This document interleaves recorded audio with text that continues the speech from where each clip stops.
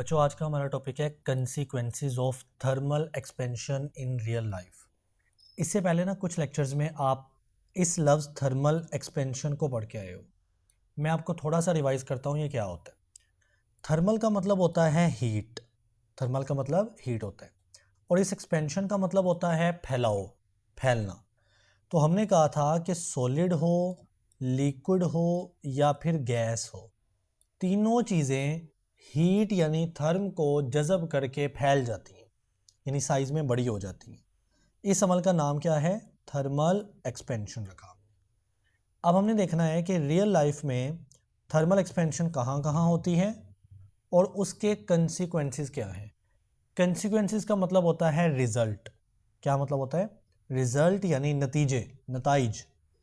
तो real life में thermal expansion के क्या क्या कंसिक्वेंसेस यानी रिजल्ट हैं, नताइज हैं, आइए देखते हैं। Number 1, thermometer. घरों में या क्लिनिक्स में हम थर्मोमीटर रखते हैं जिससे हम टेम्परेचर लेते हैं, और एक डायग्राम मैंने यहाँ पे मेंशन की है। अब आप देखते हैं कि इस थर्मोमीटर के अंदर ना ये रेड कलर का जो ऊपर जा रहा है ऐसे, बच्चे ये मरकरी है। ये क्या है? मरकरी एम है, और यही आपको बताता है कि कितना टेम्परेचर है। अब जब आप इसको रखते हो ना, लेट सपोज आप बगल में रखते हो या मुंह में रखते हो, तो टेम्परेचर की वजह से यानी जिस्म के टेम्परेचर की वजह से ये मरकरी देखें ऊपर जाएगा, मरकरी ऐसे ऐसे ऊपर जाएगा, वो स्पेसिफिक रीडिंग पे जाके रुकेगा और उससे आप टेम्परेचर ले लोगे। लेकिन कहने का मकसद है कि मरकरी ऊपर क्यों जा रहा है? क्योंकि यहाँ पे मरकरी की थर्मल एक्सपेंशन हो रही है। बॉडी की जो हीट थी ना, उससे मरकरी फैला, एक्सपेंड किया, एक्सपेंशन से वो ऊपर गया और इससे थर्मोमीटर की आपने रीडिंग ले ली। तो यही बात है कि in thermometer thermal expansion in a narrow tube, ये पतली सी ट्यूब में क्या हो रही है? थर्मल एक्सपेंशन हो रही है, और उससे हमें क्या मिलती है? Help in the measurement of temperature. हम उससे टेम्परेचर की मेजरमेंट कर लेते हैं। दूसरा रियल लाइफ में क्या यूज़ है? Gaps in the railway tracks. ये एक रेलवे ट्रैक की ना डायग्राम बनी हुई है, और दरमियान में ये आपको एक गैप नज़र आ रहा है। यानी रेलवे जो पटरी होती है ना, वो कंटिन्यूस नहीं होती, दरमियान में ये वाला एक गैप होता है जिसको मैं अब शेड कर रहा हूँ, फिल कर रहा हूँ, कलर कर रहा हूँ। तो पट्टियों के छोटे छोटे, लेट सपोज ये इतना पीस होता है पट्टी का, फिर अगला ये वाला पीस होता है, और दरमियान में गैप छोड़ा जाता है। मुसलसल पटरियां नहीं बनाई जाती। ऐसा क्यों? देखें, जब इंतहाई गर्मी होती है ना, तो रेडिएशंस की वजह से ये जो पटरियां हैं ये क्या करेंगी बच्चे? ये एक्सपेंड करेंगी यानी फैलेंगी। तो गैप कवर हो जाता है गर्मियों में, ये पटरी फैलती है, ये वाली भी और ये वाली भी, दोनों पटरियां दरमियान में मौजूद गैप को कवर कर लेती हैं। लेकिन अगर ऐसा ना होता और पटरी जो है वो कंटिन्यूस होती ऐसे, तो गर्मियों में जब थर्मल एक्सपेंशन होता और ये पटरी फैलती तो ये मुड़ जाती, थोड़ा सा ऐसे मुड़ जाती। इससे क्या होता कि जो ट्रेन होती वो अपने रास्ते से उतर जाती, ट्रैक से उतर जाती और उसका एक्सीडेंट हो जाता। सो ये बात है कि steel tracks of the rail, यानी रेलवे के जो ट्रैक्स होते हैं ना, नंबर 1 वो स्टील के बने होते हैं, ठीक है। दे एक्सपैंड, वो फैल जाते हैं। ऑन द हॉट डेज, गर्म दिनों यानी दोपहर के वक्त, गर्मियों की दोपहर के वक्त वो फैल जाते हैं। Without room to expand, room कहते हैं जगह को, जगह को। कह रहा है कि विदाउट रूम, अगर हम ये जगह ना छोड़ते, ये जो गैप में है बता रहा हूँ ये वाला, अगर विदाउट रूम यानी गैप के बगैर होता, एक्सपेंड करने के लिए कोई गैप ना होता, तो ट्रैक्स में बेंड, ये ट्रैक मुड़ जाते, जैसे ये मैंने यहाँ पे डायग्राम नहीं ना, तो ये ट्रैक बेंड हो जाते, और ट्विस्ट, ट्विस्ट का मतलब भी मुड़ना होता है, और इस फिनोमिना को हम बोलते हैं सन किंक, सन किंग्स, यानी ट्रेन की जो पटरियां हैं ना उनका मुड़ जाना, बेंड हो जाना, इस अमल का नाम क्या होता है? सन किंग्स, ठीक है। और ये कब होगा? जब आप दरमियान में गैप नहीं छोड़ोगे तो ये मुड़ जाएंगी। अच्छा, आगे कहता है कि which can cause trail derailments. Train, sorry ये क्या है, ट्रेन डीरेलमेंट्स। बच्चे ये डीरेलमेंट का मतलब होता है पटरी से उतर जाना। डी यानी उतर जाना, रेलमेंट यानी पटरी से उतर जाना ट्रेन का, पीछे लिखा हो ट्रेन। ये कब होगा, जब सन किंक होगा। और सन किंक क्या होता है, पटरी का मुड़ जाना, जब उसमें कोई गैप नहीं छोड़ोगे।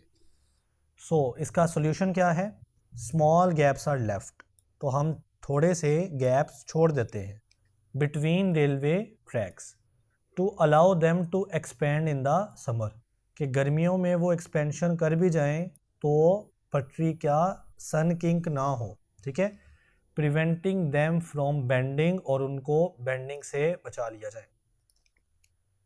तीसरा है डेली लाइफ यूज़ हमारा ब्रिजेस। ब्रिजेस आपको पता है ना, पुल को कहते हैं। तो ये मैंने एक डायग्राम बनाई है ये वाली, और ये डायग्राम क्या बता रही है कि पुल के दरमियान लोहे के ट्रैक्स हैं, पट्टियाँ हैं सॉरी, और दरमियान में एक छोटा सा ऐसे गैप छोड़ा है।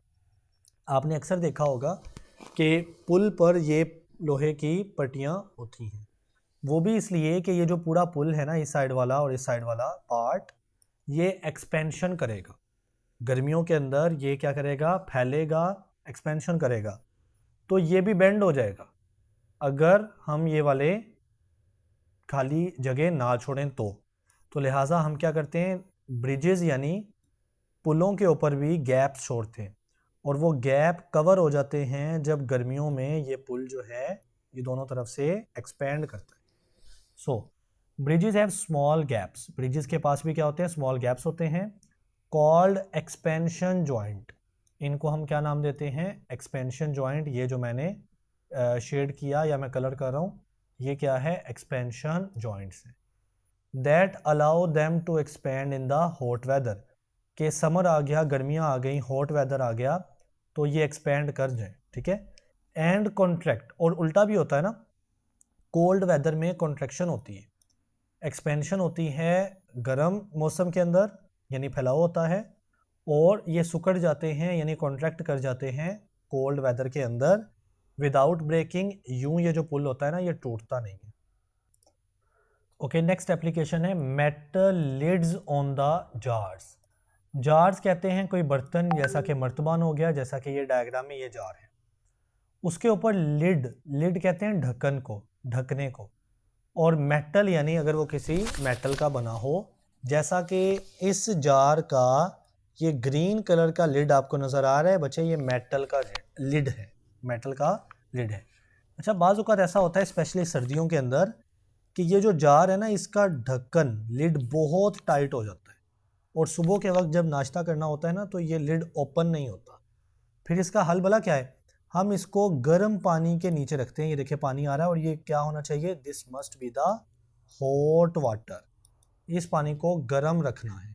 अब क्या होगा, जब आप गर्म पानी इस ढक्कन के ऊपर गिराते हो ना, तो गर्म पानी से ये ढक्कन क्या करेगा, थर्मल एक्सपेंशन करेगा, और ये लूज हो जाएगा। एक्सपेंशन से ये फैल जाएगा ना थोड़ा सा, तो ढक्कन थोड़ा साइज में फैल जाएगा, बड़ा हो जाएगा, और जार जो है वो इजीली खुल जाएगा। सो कहता है कि व्हेन अ मेटल लिड, जब मेटल का एक ढकना स्टक, ये अटक जाए, किस पर, on the glass jar, glass के बने हुए जार के ऊपर, सो running warm water over it, हम इसके ऊपर क्या फेंकते हैं, वार्म वाटर, गर्म पानी। सो क्या होता है कि मेक्स द लिड एक्सपेंड, इससे जो ढक्कन होता है ना वो एक्सपेंड यानी फैल जाता है, स्लाइटली यानी थोड़ा सा, making it easier to open, और ये अब आसानी से ओपन हो जाएगा। नाउ गैस कंटेनर्स की एप्लीकेशन है लाइक एरोसोल्स या प्रोपेन टैंक। एरोसोल का मैंने पहले भी जिक्र किया हुआ है, ये एरोसोल बचे कैन है। और प्रोपेन टैंक क्या होता है, जो घरों में मौजूद सिलेंडर नहीं होते, घरों में मौजूद जो सिलेंडर होते हैं ना, उन्हीं को हम नाम देते हैं प्रोपेन टैंक का।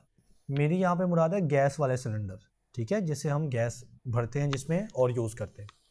तो इनका क्या एप्लीकेशन है, कहता है gases expand significantly when heated. वही बात कि जब आप हीट करते हो ना, तो गैस एक्सपेंड करती है। सिग्निफिकेंटली का मतलब होता है बहुत ज़्यादा, गैसेस की एक्सपेंशन बहुत ज़्यादा होती है। अब ये जो प्रोपेन टैंक है यानी सिलेंडर है घरों वाले, इसमें भी हम गैस भरते हैं, और ये जो एरोसोल्स होती हैं, ये वाली बॉटल्स, इनके अंदर भी डिफरेंट काइंड ऑफ स्प्रे होती हैं, जैसा कि गैस मतलब शक्ल होती है उसमें गैस वाली। ठीक है, कह रहा है if containers are expose to heat, ये जो कंटेनर है ना, जैसा कि सिलेंडर्स हो गया या एरोसोल्स हो गई ये वाली, अगर हम इसको एक्सपोज करेंगे हीट के साथ, यानी इसको गर्मी के अंदर रखेंगे, जैसा कि बीइंग लेफ्ट इन द सन, यानी तपती धूप में इसको छोड़ देना, ठीक है, सूरज के नीचे, तो क्या होगा, pressure can build up inside, इसके अंदर गैस का प्रेशर बढ़ जाता है, एंड कॉजेज एक्सप्लोजन, और उससे धमाका होता है। तो देखिएगा, ये यहाँ पे गैस के मॉलिक्यूल में बना रहा हूँ इस सिलेंडर के अंदर, और जब आप इसको सन के अंदर रखेंगे तो इर्द गिर्द से क्या आएंगी, गर्मी आएगी, रेडिएशंस आएंगी। ठीक है, वो रेडिएशन इन गैस के एटम्स की काइनेटिक एनर्जी ज़्यादा कर देगी, और ये एटम दीवारों से जब टकराएंगे इधर उधर तो प्रेशर बिल्ड होगा, वो ज़्यादा प्रेशर लगाएंगे, और अगर ये प्रेशर लिमिट से बाहर हो गया तो रिजल्ट क्या होगा इसका, एक्सप्लोजन, यानी सिलेंडर का फट जाना, या ये बॉटल्स भी फट जाती। ठीक है, अब क्या होता है कि वार्निंग लेबल्स लगे होते हैं, यानी इन सिलेंडर्स के ऊपर या इन एरोसोल्स के ऊपर वार्निंग लेबल्स लगे होते हैं। They advise user to store these containers away from the heat, यानी वहाँ पे लिखा होता है कि इनको ठंडी जगह पे रखा जाए। एंड प्रेशर रिलीफ वेल्व्स, और इन बोतल के ऊपर ना छोटा सा, लेट सपोज ये बोतल मैं बना लेता हूँ ऐसे करके, इन बोतल्स के ऊपर, ये बोतल है और साथ में एक छोटा सा ना वेल्व जोड़ा होता है ऐसे।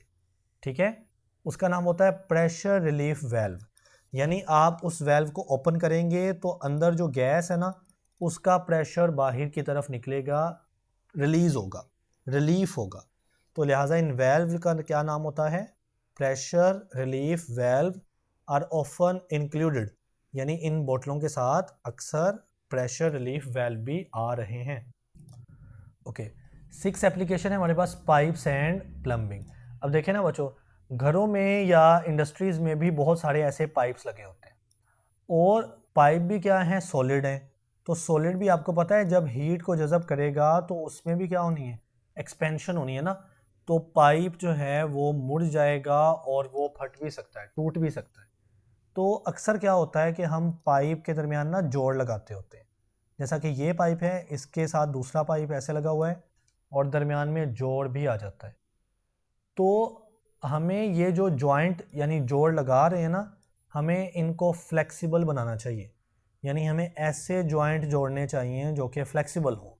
ऐसा क्यों, क्योंकि जब ये पाइप्स, ये वाला और ये वाला, गर्मी को जज़ब करके एक्सपेंड करेगा ना, तो ये जो जॉइंट है वो उस एक्सपेंशन को जज़ब कर लेगा, क्योंकि ये फ्लेक्सिबल इतना होना चाहिए कि ये बढ़ती हुई पाइप्स को जज़ब कर लेगा। लेकिन अगर ये बहुत सख्त होता है, जैसा कि पहले आता था सख्त जॉइंट, तो ये तो फ्लेक्सिबल है ही नहीं, सख्त है, तो फिर ये जो पाइप हैं ये मुड़ जाते हैं या फिर अल्टीमेटली टूट भी जाते हैं। सो कहता है वाटर पाइप्स कैन एक्सपेंड, वो भी बढ़ सकते हैं, फैल सकते हैं, एंड कॉन्ट्रैक्ट, और वो भी सर्दियों में कॉन्ट्रैक्ट करेंगे और गर्मियों में फैलेंगे यानी एक्सपेंड करेंगे। Specially with the hot water, यानी कुछ पानी ऐसे होते कुछ पाइप ऐसे होते हैं जो कि हॉट वाटर को लेकर जा रहे होते हैं, जैसा कि गीज़र का पानी हो गया वगैरह। तो पाइप में हॉट वाटर जब जाता है तो लाजमी बात है कि पाइप क्या करेगा, एक्सपेंड करेगा। So this may lead to the pipe burst, इससे क्या होगा, पाइप बर्स्ट यानी फट जाएगा, और जॉइंट लीक, या ये जॉइंट से पानी जो है वो निकलना शुरू हो जाएगा, तो पाइप का कोई फ़ायदा नहीं होगा। If not properly accounted for, account for होता है इसका हल निकालना, यानी अगर इसका प्रॉपर हल ना निकालें तो फिर क्या होना है, पाइप फट भी सकता है या जॉइंट लीक भी हो सकता है। इसका हल क्या है, अब flexible joints and loops are used, तो हम ऐसे जॉइंट यूज़ करेंगे जो फ्लेक्सिबल होंगे, जो इस एक्सपेंशन को बर्दाश्त कर सकते हैं। ठीक है, पाइपिंग सिस्टम के अंदर इसको यूज़ करेंगे टू एब्जॉर्ब मूवमेंट, कि ये जो पाइप की मूवमेंट है ना, एक्सपेंशन वगैरह, इसको एब्जॉर्ब कर लिया जाए। नेक्स्ट है आखिरी एप्लीकेशन इस टॉपिक की, हॉट एयर बलून। आपने ये वाला बलून देखा होगा वीडियोस में या रियल लाइफ में, this is called hot air balloon. अब ये इतना बड़ा है कि इसके अंदर ढेर सारी क्या होगी, हवा होगी। तो यहाँ पे सेकंड डायग्राम में ये देखें, ये फायर यानी आग लगी हुई है, ये वाली, ये क्या है, आग है। तो आग को जलाया जाता है और अंदर यानी इस सारे जो बालून के अंदर की हवा है ना, उसको हीट किया जाता है। जब हीट किया जाता है ना, तो हवा फैल जाती है, एक्सपेंड कर जाती है और हवा हो जाती है हल्की।